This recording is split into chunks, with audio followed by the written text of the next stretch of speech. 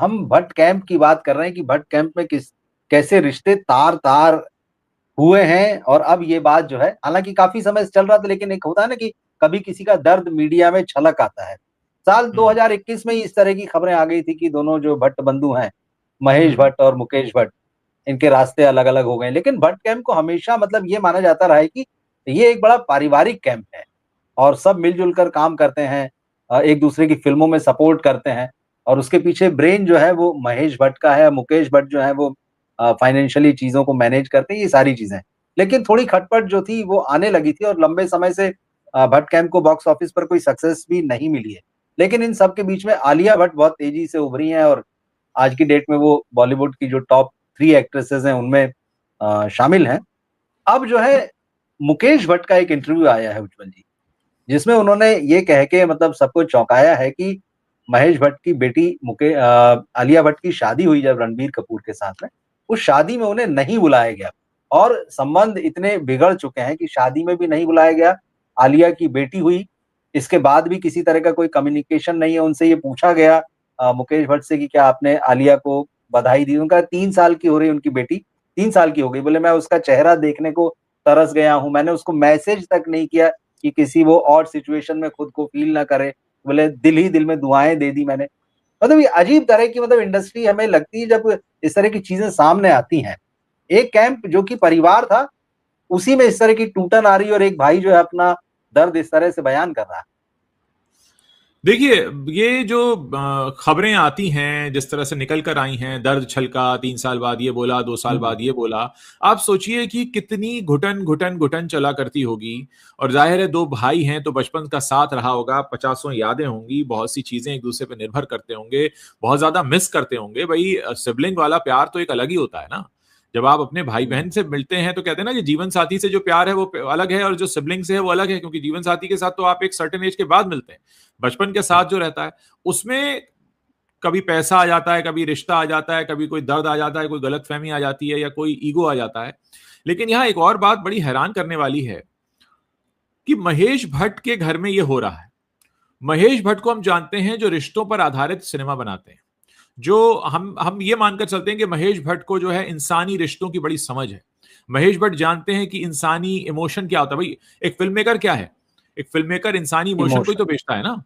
तो ये कैसे फिल्म मेकर है महेश भट्ट जो अपने ही घर में इंसानी इमोशन को नहीं समझ पाते कि हमको नहीं पता किसकी गलती थी किसकी नहीं थी। लेकिन जब दो लोग रिश्ते में अलग होते हैं, या तो कई बार दोनों की गलती होती है, कई बार किसी एक की गलती होती है, नहीं तो कहीं ना कहीं दोनों लोग किसी लेवल पे तो जिम्मेदार होते ही हैं। कोई कम ज्यादा हो सकता है, 60-40, 70-30 हो सकता है, 50-50 हो सकता है, पर ऐसा नहीं हो सकता कि एक का बिल्कुल भी कोई दोष नहीं था और दूसरे का पूरा दोष था। ऐसा बहुत कम ही होता है और संभव नहीं है। हुँ, तो आप अगर आपके रिश्ते टूटे अपने भाई के साथ तो क्या आप उन चीजों को नहीं समझ पाए, या आप फिर एक फिल्म मेकर का जो आपका दावा है कि आप इंसानी इमोशन को समझ के ऐसी कहानी आप उकेर के लाते हैं। और एक और बात मैं कहूंगा महेश भट्ट के बारे में कि असल जिंदगी की कहानी उन्होंने कितनी बार तो अपनी जिंदगी की कहानी अलग अलग फिल्मों में अलग अलग हिस्से बिल्कुल। दिखाए हैं। तो यानी हम ये भी नहीं कह सकते कि वो जो है किसी और की जिंदगी किसी और का।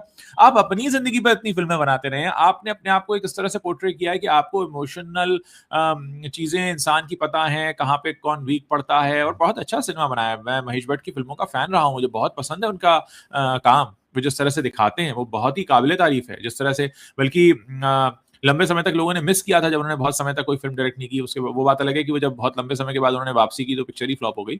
लेकिन एक अलग अंदाज रहा है महेश भट्ट का। अब मुकेश भट्ट का यह कहना कि उनके बड़े भाई की बेटी की शादी में उन्हें इन्वाइट नहीं किया गया। अब होता क्या है कि कई बार आपके रिश्ते आपस में गड़बड़ होते हैं, लेकिन कहते हैं ना व्यावहारिक तौर पर पब्लिक के बिल्कुल। सामने, पब्लिक जब हम कह रहे हैं मतलब जब आप आम लोगों के सामने मिलते हैं तो आप उन चीजों को नहीं निकालते हैं। अब आप अपने भाई को नहीं बुलाते हैं अपनी बेटी की शादी में, देखिए किसी का भी अपना फैसला हो सकता है, लेकिन उसके बाद ये चीज साफ हो जाती है कि आपके अंदर भी उतनी क्लैरिटी नहीं है चीजों को लेकर, यानी आप भी उतने ही कंफ्यूज हैं। अच्छा, अब एक आम आदमी पे बड़ा गलत असर पड़ता है। जो आम आदमी आपका सिनेमा देखकर बड़ा हुआ है वो सोचता है कि यार आपको तो सब पता है इंसानी रिश्तों के बारे में। लो जी, आपके घर में ही मामला उलझा हुआ है, तो दूसरे की आप सुलझा रहे थे, आप अपनी नहीं सुलझा पाए। आप जो दावा कर रहे थे, बड़ी बड़ी बातें कर रहे थे। तो ये प्रश्न आता है। अब उनके बीच क्या बात है, क्यों नहीं हुआ, वो तो खैर वो दोनों भाई जाने, उनको बैठ के निपटा लेना चाहिए। क्योंकि अब जैसे महेश भट्ट साहब ने अपनी फिल्मों के जरिए ज्ञान दिया है, तो थोड़ा बहुत तो बातें हम भी बोल सकते हैं कि जितने भी आपसी झगड़े बैठकर निपटाए जा सकते हैं, वो इस तरह से नहीं हो सकते कि आप नाराज रहें, ना बोलें, एक दूसरे की जिंदगी से दूर चले जाएं। क्योंकि कुछ रिश्ते जो है वो ऊपर वाले बनाता है, और खासकर जो ब्लड रिलेशन होते हैं वो तो ऊपर वाले के बनाए होते हैं, और उसमें हमें चीजों को समझने की जरूरत होती है। खैर, ये वाकई बात हैरानी भरी बात है कि उनकी शादी हो गई आलिया की, आलिया के बिटिया हो गई, वो उसको भी नहीं देखने गए। तो बहुत हैरान करता है, और एक बहुत बड़ा सवालिया निशान भी लगाता है उस इमेज पर जो महेश भट्ट ने खुद बनाई है, अपनी फिल्मों के जरिए बनाई है, और एक अपना उनका जो एक स्थान है लोगों की नजरों में, उस पर जरूर एक बहुत बड़ा क्वेश्चन मार्क है। इसको मैं थोड़ा सा इस तरह से भी देखता हूँ कि ठीक है, अगर मान लीजिए दो भाइयों के बीच में कोई बात हुई है, एक बड़ी फैमिली होती है, मतलब एक परिवार में फिर सिर्फ दो भाई नहीं है, शादीशुदा हैं, उनके अपने अपने परिवार हैं, उनके बच्चे हैं, बाकी सबके भी आपस में संबंध होते हैं। तो आलिया भट्ट के लिए भी वो तो चाचा हुए ना। तो ये तो आलिया भट्ट कोई छोटी सी बच्ची तो है नहीं कि जो पिताजी कहेंगे वही मानेंगी, या अभी भी उनकी उंगली पकड़कर चल रही हैं। उन्हें भी क्या नहीं लगा होगा कि यार मेरे चाचा हैं, उन्हें मेरी शादी में आना चाहिए, या चलिए शादी में नहीं तो बाद में उनसे संपर्क हो, या जैसे बेटी हुई है तो पूरी दुनिया, मतलब अब तो सभी को सारी चीजें पता है और आप दुनिया भर में जाते आते हैं, लोगों से मिलते हैं, तो कभी चलिए चाचा से भी मिलाए। क्या ये सारी चीजें खत्म ही हो चुकी? मतलब इससे तो यही लगता है कि एक प्रोफेशनल बात को लेकर अगर रिश्ता खत्म हो गया है, तो फिर वो हर लेवल पर, मतलब भाइयों के बीच, परिवार के बाकी लोगों के बीच, कुछ इस तरह की चीजें हैं। हाँ, तो आपकी ये बात तो बिल्कुल होता ही सही भाई है, लेकिन हमारे। देखिए जी। यहाँ पर अब आपकी बात बिल्कुल सही है। देखिए, पहला क्या है कि पिता के भाई हैं, तो पिता ने ही इनवाइट नहीं किया। अब ये सेकंड लेवल आ गया मामला कि मेरे चाचा हैं, और ये चीज अब फिर ये भी बता रही है कि आलिया भट्ट भी ऐसी फिल्मों में काम करती रही हैं रिश्तों पर आधारित, रिलेशनशिप पे। हम तो खासकर अगर भारतीय फिल्मों की बात करें, तो अब हर भारतीय फिल्म जो है वो रिश्तों पे एक नया ज्ञान देती हुई आती है कि भाई ये करना चाहिए, वो करना चाहिए। इस पे हम बात करें तो बहुत लंबा मामला जा सकता है, मामला करण जौहर तक पहुंच सकता है। करण जौहर तो रिश्तों के बड़े विशेषज्ञ रहे हैं, और आजकल वो कह रहे हैं मैं अकेलेपन से परेशान हूँ। खैर, किसकी जिंदगी में क्या होता है क्या नहीं होता, वो उसके लिए कई बार खुद भी रिस्पॉन्सिबल होते हैं। लेकिन हम फिर से आते हैं वापस इसी पर। हाँ, आपकी बात सही है बिल्कुल कि एक रिश्ता जो है वो अलग स्तर पे भी होता है।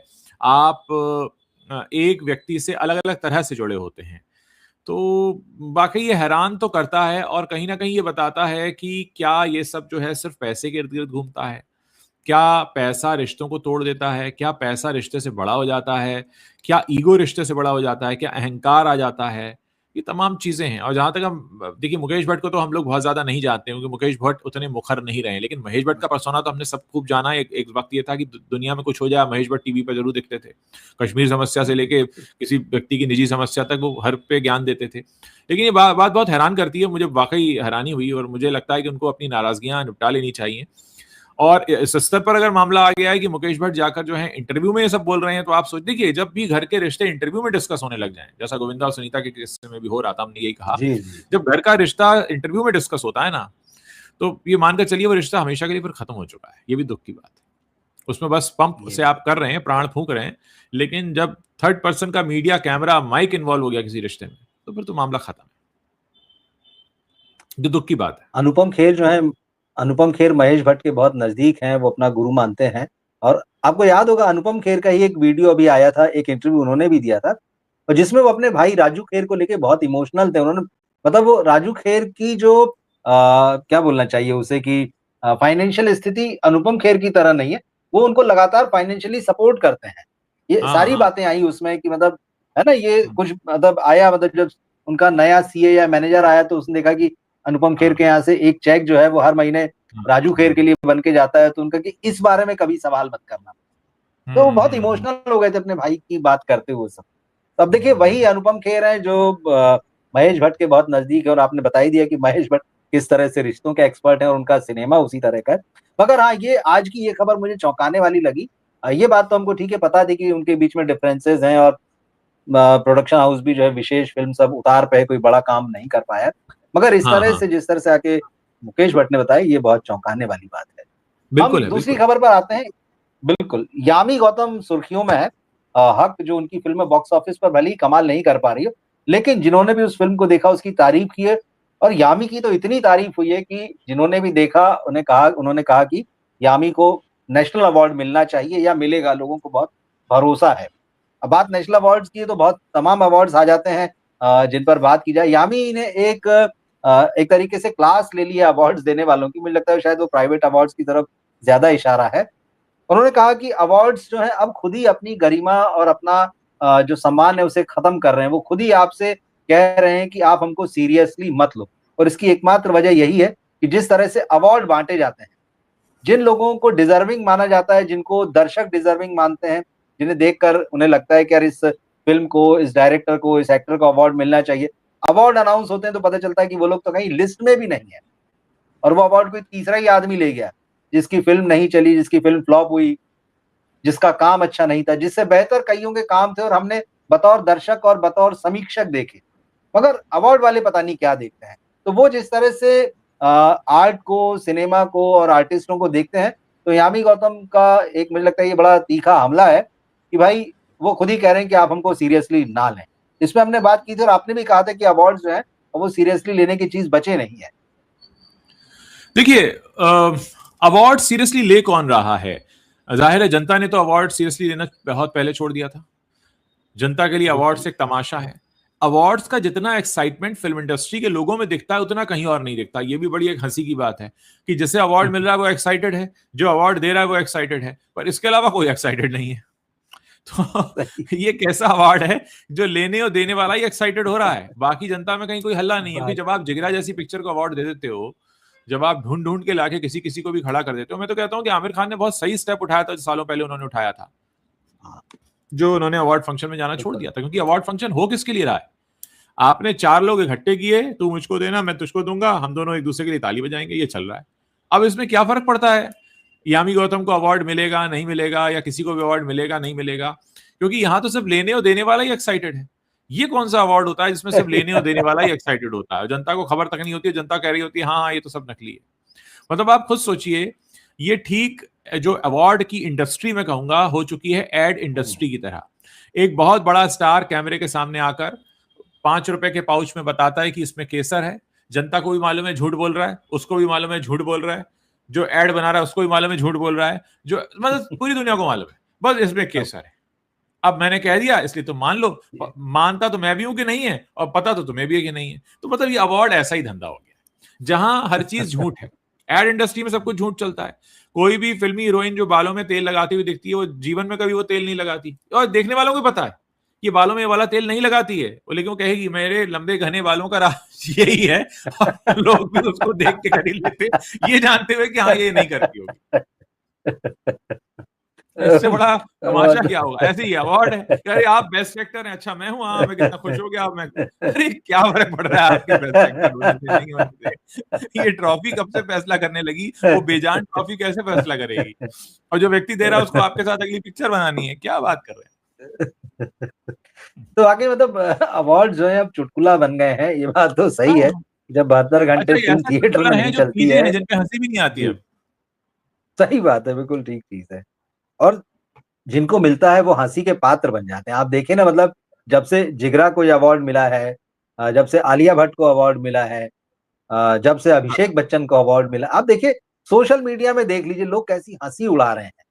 और हाँ मतलब ये लोग भी बेचारे या तो खिसिया के जवाब देते हैं जैसे अभिषेक बच्चन ने दिया, या फिर आलिया हाँ भट्ट की तरह होते हैं जो ट्रॉफी लेने भी नहीं आते और चुपचाप अपने घर बैठे रहते हैं कि ठीक है, रिकॉर्ड बुक में दर्ज हो गया कि अब जो है हम मीना कुमारी हाँ से महान है, हम वहीदा रहमान से महान है, रिकॉर्ड बुक्स हाँ में हाँ चीजें ठीक हो गई। हाँ हाँ तो हाँ हाँ हमारा काम बिल्कुल ठीक हुआ। देखिए यामी इतनी जिस तरह से भी उनका अभी तक का कैरियर ग्राफ रहा है, उनका हाँ एक जो अभिनय वाला पक्ष है और हाँ, उनकी खूबसूरती वाला भी। देखिए हमारे एक दर्शक जी, भी यहाँ पर इसलिए लिख रहे हैं कि भाई यामी हाँ गौतम हाँ को जो है रामायण में माँ सीता का रोल मिलना चाहिए था साई पल्लवी की जगह पर। बिल्कुल देखिए हाँ हाँ सबकी अपनी राय है, दर्शक का अपना नजरिया होता है, लेकिन हाँ ये यामी का जो इंडियन लुक है, उनकी हाँ आंखें, उनका चेहरा, जिस तरह की भारतीयता, जिस तरह की सादगी उनके चेहरे में, उनकी पर्सनैलिटी में दिखाई देती है, तो ये हम्म वही असर हमको देखने मिलता है। और दर्शक का ओपिनियन मैटर करता है, अवार्ड वाले इस बात को समझे चाहे ना समझे। और फाइनली तो हम्म देखिए किसी भी एक्टर से आप मिलिए, आखिरी बात वो यही कहता है कि जो दर्शकों की हम्म, तालियां हैं वही असली अवार्ड। और जिन हाँ अवार्ड्स की ये लोग बातें करते हैं तो बात तो सही है, वो सारा मामला सेट है। आप नाचोगे कि नहीं हमारे मंच पे आके, तो आप नाचोगे तो आपको अवार्ड दे दिया जाएगा, या फिर जिस तरह की भी डीलिंग होती है। धर्मेंद्र साहब अभी इतना सीरियस रूप से अभी बीमार हैं, और उनका एक वीडियो अभी पिछले 4-6 दिन से खूब चल रहा है, जब उनको फिल्म फेयर ने लाइफ टाइम अचीवमेंट अवार्ड दिया। और वो मंच पर खड़े होकर बता रहे हैं कि किस तरह वो सोचा करते थे कि मुझे ये अवार्ड मिलने जा रहा है और हर बार किसी और को दे दिया जाता है। पर उन्होंने हाँ लास्ट में लगता है बहुत कस के थप्पड़ मारा अवार्ड देने वालों को हाँ कि हाँ ये हाँ जो आज एक ट्रॉफी मेरे हाथ में है, मैं मान के चल रहा हूँ कि इसमें मेरी वो पिछली ट्रॉफियां भी शामिल हैं। हाँ। मतलब जबरदस्त रूप से। तो अवार्ड तो खैर हमेशा ही संदेह के घेरे में रहे। देखिए जेन्युइन मिलता है तो कोई बात ही नहीं, वो तो सब एप्रिशिएट करते हैं। लेकिन बात वही है कि धीरे-धीरे अवार्ड्स का स्तर जो है वो नीचे आ रहा है और मजाक बन गया और मुझे लगता है यामी ने बिल्कुल ठीक कहा है। यामी को जरूरत नहीं है। देखिए, जी, इसको जी। कैसे समझा जाए कि अवार्ड के बारे में वही लोग सोचते हैं जिनका स्तर वो है। मैं ये मान रहा हूं कि हुँ, रियामी का स्तर अवार्ड के स्तर से कहीं ऊपर है, क्योंकि अवार्ड का वो स्तर नहीं है जिससे आप अपना स्तर मिलाएं। अवार्ड के सही स्तर बात, से कैसे बिल्कुल। मिला सकते हैं जहां बिना सोचे समझे चीजें हो रही हैं सिर्फ खुश करने के लिए। और यामी की अगर हम हालिया परफॉर्मेंस की बात कर लें अगर हक की, तो वाकई बहुत ही अलग स्तर की परफॉर्मेंस है। वो सिनेमा बहुत अलग तरह का है। भले हक को पैसे कमाने का मौका ना मिला हो बॉक्स ऑफिस पर, लेकिन क्या कोई ये कह देगा कि हक बेकार फिल्म है? हक जैसा सिनेमा बहुत ही मतलब जिसको कहते हैं ना कि पुअर क्वालिटी का है, ऐसा तो कोई नहीं बोलेगा ना। लोग कहेंगे तो ये कि पिक्चर तो अच्छी थी, पता नहीं क्यों नहीं चली, यही कहेंगे ना। ये नहीं कहेंगे कि अरे, अब बिल्कुल जैसे ठीक चीज़ है। जिगरा जिगरा को अवार्ड मिला तो लोगों ने कहा अरे कैसे मिल गया, तो चली नहीं थी। तो एक तो जिगरा भी नहीं चली थी और एक हक भी नहीं चली, लेकिन हक के ना चलने में भी अवार्ड है और जिगरा के ना चलने में और अवार्ड मिलने पे भी क्या है, वो आपको समझ में आ ही रहा होगा कि वो कुछ चुटकुला है। तो आप वो फिल्म बनाइए कि अवार्ड अगर उसको मिले तो अवार्ड के लिए आपकी फिल्म अवार्ड हो जाए। आप समझ रहे हैं कि ठीक अगर बात, बिल्कुल उस ठीक फिल्म बात, को मिल बिल्कुल जाए तो सही। वो फिल्म अवार्ड बन जाए, ना कि आप जिगरा जैसा सिनेमा बना के अवार्ड लें कि उसकी वजह से अवार्ड भी कहेगी क्या हो गया उसको। इसे अवार्ड मिल सही गया, ये बात है, अवार्ड को बिल्कुल मिल सही। गई। ये अवार्ड को मिल गई, ये इससे अवार्ड मिल गया। तो ये बहुत समझने वाली बात है। और मुझे नहीं लगता कि आम दर्शकों को इस बात से कोई फर्क पड़ता। आप किसी भी बड़े से बड़े मूवी बफ को बुलाकर पूछिए कि तुमने कौन सी पिक्चर इसलिए देखी कि वो अवार्ड मिलने हुँ, वाला था या उसे अवार्ड मिल गया था, फर्क नहीं पड़ता। लोग आईएमडीबी लिस्ट भले चेक कर लें, लोग आईएमडीबी लिस्ट बिल्कुल। भले चेक कर लें, लेकिन ये अवार्ड अवार्ड कोई नहीं देखता। आज आप बड़े से बड़े फैन को नहीं पता होता कि उसके कौन से फेवरेट स्टार की कौन सी फिल्म को कितने वाले कौन से अवार्ड मिले, क्योंकि इतने हो गए हैं। कोई पान सही बात, मसाले के सही नाम बात। पे, कोई गुटखे के नाम पे, कोई किसी कोला के नाम पे। ठीक चीज़ है। और हक तो देखिए मैं कुछ लोगों से बात कर रहा था, भले ही वो थिएटर में नहीं चल रही या लोग नहीं जा रहे हैं, जी, पर लोगों का कहना है जी। कि वो ओटीटी पर इंतज़ार कर रहे हैं इस फ़िल्म का। तो हाँ, जब ओटीटी पे आएगी तब देखेंगे क्या रिस्पॉन्स रहता है। लेकिन नहीं ठीक है, उज्ज्वल जी ये अच्छी बातचीत रही जी। हमारी जिनमें हमने भट्ट कैंप के जो रिश्ते तार-तार हो रहे हैं और जब सामने आ गए उन पे बात की और आपने बहुत खुलकर और बहुत एक नए ढंग से उन चीज़ों को देखा है। और यामी ने हाँ। भी जिस तरह से अवार्ड्स को लेकर कहा ये गंभीरता से सोचने की ज़रूरत है जो लोग अवार्ड्स के लेन-देन का काम करते हैं।